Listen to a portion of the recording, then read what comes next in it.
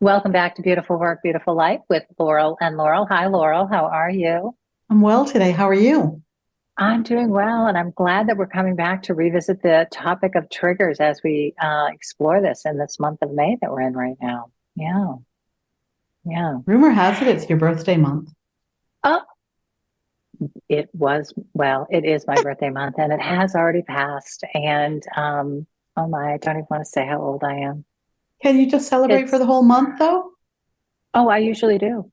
Okay, great. That's my normal routine. Yeah. Okay. And I always feel like, I don't know about you, but I always feel like my birthday month, I feel the birthday experience or transition happening a little ahead of my birthday. Do you feel that when your birthday is coming? Like I'm coming into this new whatever, I sense this. Yeah, yeah, yeah. It's Well, nice. I that's why love I it. celebrate for the entire month as well. My birthday's at the end of the Mm, month. And yeah. what is better than a month-long birthday celebration? I know it's so great to Yeah. treat ourselves and to think of celebrating, in many different ways. I know my celebrations have become very, I don't know, I guess internal in some ways and also meditative, thinking back on my life and making peace with things and then thinking about how many more years, I don't know. Let's see, what do I have left that I might want to do? Yeah, yeah. It's So good. interesting. Yeah. Okay. Okay. All right, everybody. I know you're dying to know what we're talking about today. So here we go. We are going to talk about how to respond when someone else you're with is triggered. And so this is really juicy after our last conversation about the how, what, and why of being triggered, right? So when you're triggered, we talked a lot about maybe some steps that you could go through last time on our last show about how to handle that well and how to get savvy and skilled in working through a trigger, how to help with your nervous system, how to talk it out with another person if it's just you, how it can help you identify, what's important to you, all kinds of good things. So if you missed that show, go back and visit that and then come back here.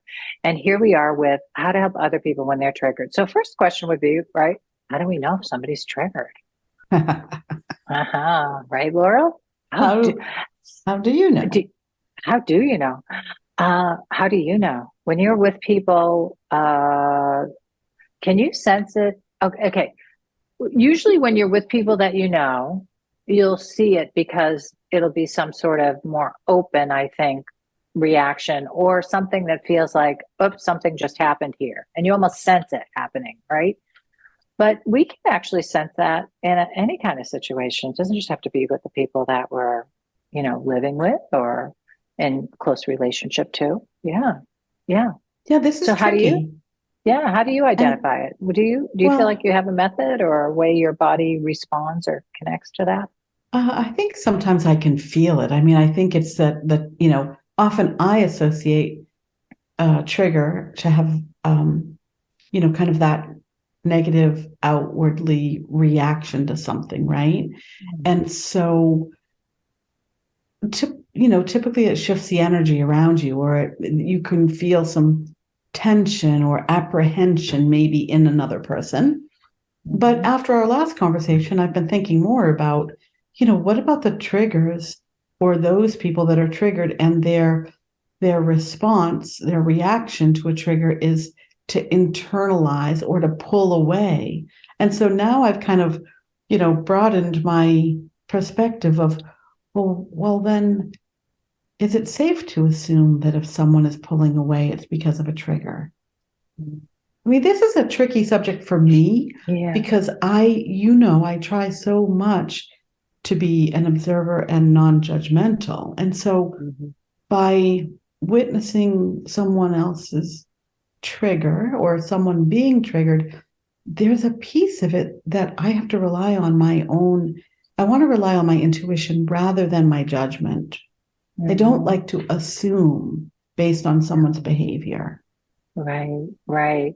And I think the other thing is how are you helpful? How do we figure out how to be helpful? And I think that so just first of all, like uh, recognizing that we may have a feeling or have a sense that somebody was triggered or was just triggered in front of us or that we walked into a situation where somebody already is triggered, right? We might have a sense of that, but we can't ever truly confirm that in its entirety unless the other person were to say, come back later, or eventually just say, oh, yeah, I was really triggered and sorry for my behavior. Or that was, I know we didn't get anywhere helpful, right? Unless they were to say it themselves. Because I do feel like we come back to where we started in our first show, which is triggers are very personal, right?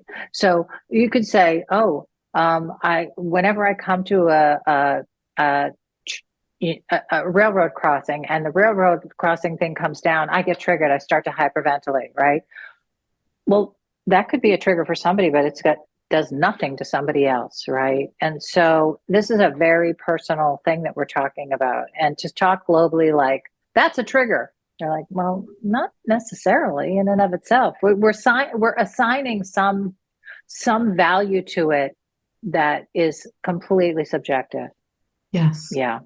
So that's the first thing, that we want to be really careful of that, not making any assumptions, allowing the other person to be the one to confirm it. You might ask if it feels right, or you have that kind of relationship with somebody. Do you think you might have just gotten triggered by that? But that's only up to them to confirm. We can't just call it that. Yeah, I feel strongly about that. Do you think though we could acknowledge maybe a shift in disposition or energy, right? I'm sensing this situation is not comfortable for you. Yes, that's great. I love the words I, starting anything with an I statement, right? So I think you just got triggered. You could say that, right? It might not be useful in that moment to help the situation move forward, but that's at least an I statement. I think you got triggered. That doesn't mean the person got triggered. That just means that's what you think. That's what it seemed like.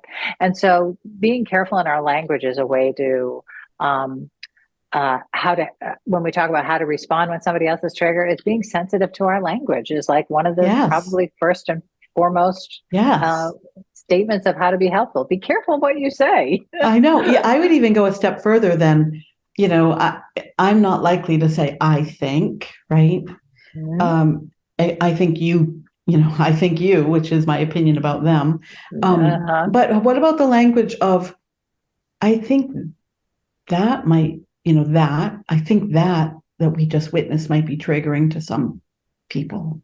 Yeah, that's great. That's great, Laurel. Yeah. How do you, how do you feel after seeing that? Right. Yeah. So good. Good. Being able to everybody, I hope you're writing these down, Laurel. These are all good. These are really helpful. So yeah, for our listeners, like if you live with somebody that you feel like tends to get inflamed or is really emotional and you haven't known how to deal with it, all these suggestions from Laurel, go back and listen to them again. If you missed them, write them down. No, I'm serious, because I feel like a lot of people struggle with this, Laurel. And I know that for us, right, we've done a lot of work in this area. We have been really careful to sort through our language to try to help, and being in coaches and being counselor, being in that capacity, right? We've learned a lot of this language.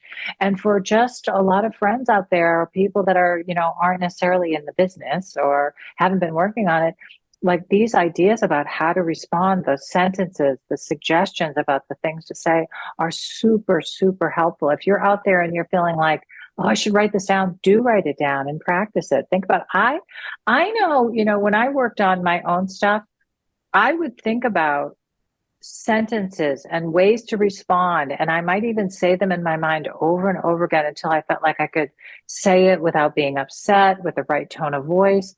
Like some of the stuff is not necessarily really simple and easy to execute. It is not easy. I actually have that practice when there's something, if I know I'm going into a difficult situation, or if I'm having a conversation with someone that we often disagree, I really do think about how can I best, in a safe way, be in this conversation, create a safe space for the other person and make sure I'm safe. And and sometimes it requires thinking in advance, like you just said, and writing it out and practicing it, because I think we live in a world where it's okay for us to tell people all the time what we think, even if it's about them. And okay, then I'm just going to tell you, I also Yeah. spent a lifetime Yep. growing up with lots of opinion, right? Yeah. You know, Yeah. in my conditioning, there was always the opinion of the right way to do things, the right way to think about things, the right way to be. And so, you know, the more I do my own inner work, I look for maybe my way isn't the right way. How can I be curious and objective, right?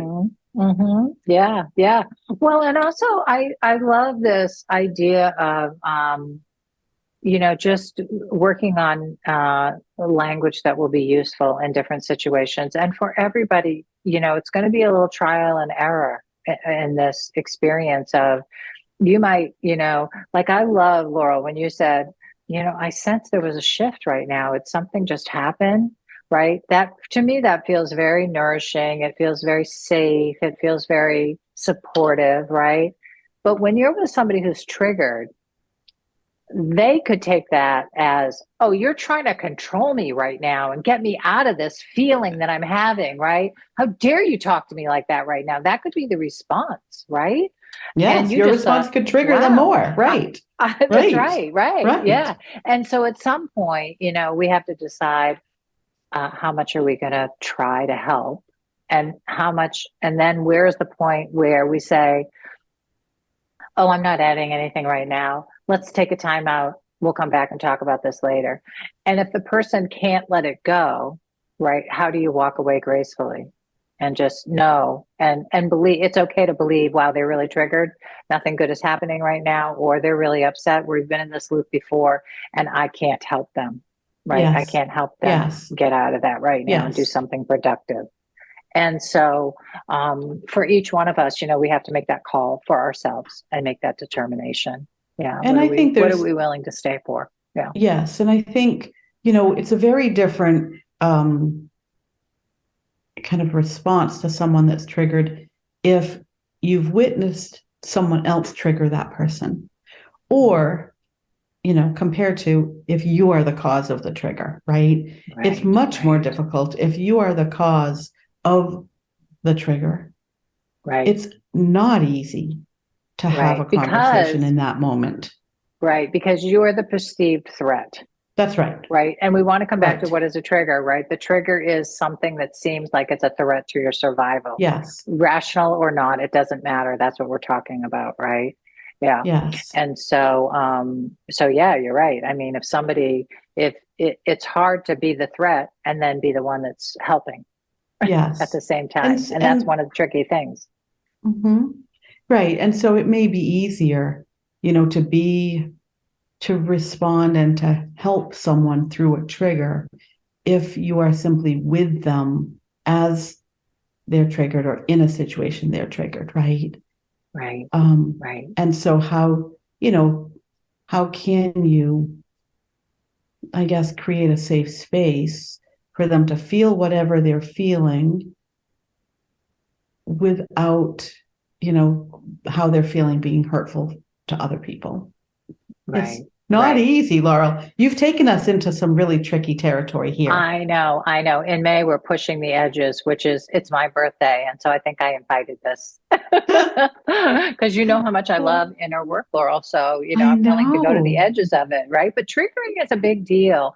And I guess I want to backtrack too and just say, for those of you that are struggling in situations where you feel like you have conversations with somebody and you don't feel safe in the situation once the other person is behaving a certain way, and you might say, yeah, they've been triggered, or something just happened that in our conversation they were triggered, and now you don't feel safe.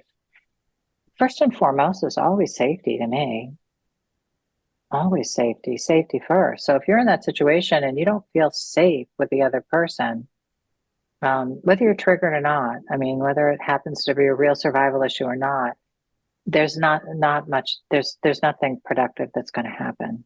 So how do we take leave as gracefully as we can, and then come back and talk about the situation in a productive way? And I think this can be one of the um, probably the most difficult places in marriages or in relationships, long-term relationships, when you've been in a pattern for a long time where you've reestablished patterns that don't feel good, that don't feel safe to one another, and you've done them over and over and over again. It's hard sometimes to change the pattern, right? And so the question is, I think there has to be some agreement outside the triggered situation. You can't do this while you're triggered. It has to be outside when you're both in a good place, right? And that is, can we talk about what happened and how we couldn't help each other, or we couldn't get out of that space? Can we talk about that? And then find out if you can talk about it. And sometimes you can't. Sometimes you need help. Sometimes you need a counselor to mediate that. Yeah. Yes.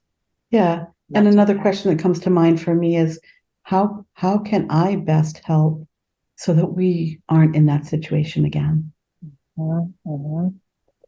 Right. What can You know, I what do? can I do? Right. Right. And I would say, I think to feel like you're both supporting one another, I think it works really well when you each say, I'll do this and I'll do this. Like each one offering some sort of change or some sort of, what can I, ask each other, what can I do? Right. And if the other person makes a suggestion, try it. Try Yeah. it. If it feels okay, try it and see what happens. This is again, trial and error.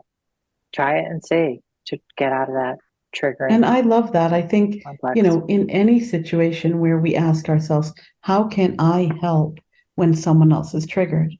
Well, what better way to help than to ask them, how can I help? Right, right, right. Yeah. Yeah, yeah. Um, and to not give up, but also to not put yourself in an unsafe situation again and again. Yes. Right? Yeah, Yes. yeah. And that's the tricky part. I feel like um, for each one of us, depending on our histories and the patterns of the relationship that have already happened, sometimes it's even hard to identify. Like what might seem okay to you, somebody else might look at and say, "Oh, that wouldn't be safe for me.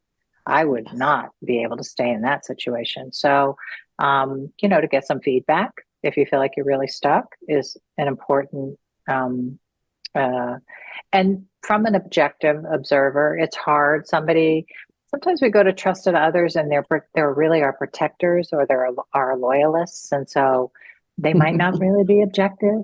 They might Yes. not necessarily have the best view of it. Yeah.